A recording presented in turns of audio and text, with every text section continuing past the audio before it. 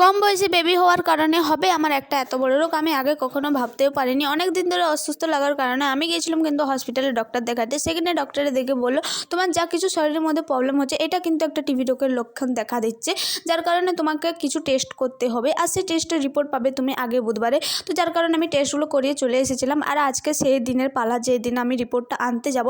তো এখন দেখো রেডি সেডি হয়ে পড়েছি আর প্রচণ্ড নার্ভাস আছি আমি, আমার বর দুজনে অনেক ভয় লাগছে।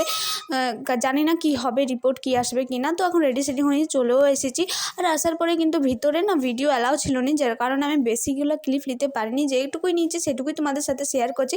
রিপোর্ট দেখার পর আমাদের জীবন এলো, কারণ রিপোর্টে যা কিছু সমস্ত কিছু নেগেটিভ ছিল, কোনো কিছু পজিটিভ ছিল না। আর বর আমাকে বলেছিল নেগেটিভ যদি সমস্ত কিছু আনে তো সেই খুশিতে তোমাকে বাইরে কিন্তু ঘুরতে নিয়ে যাব।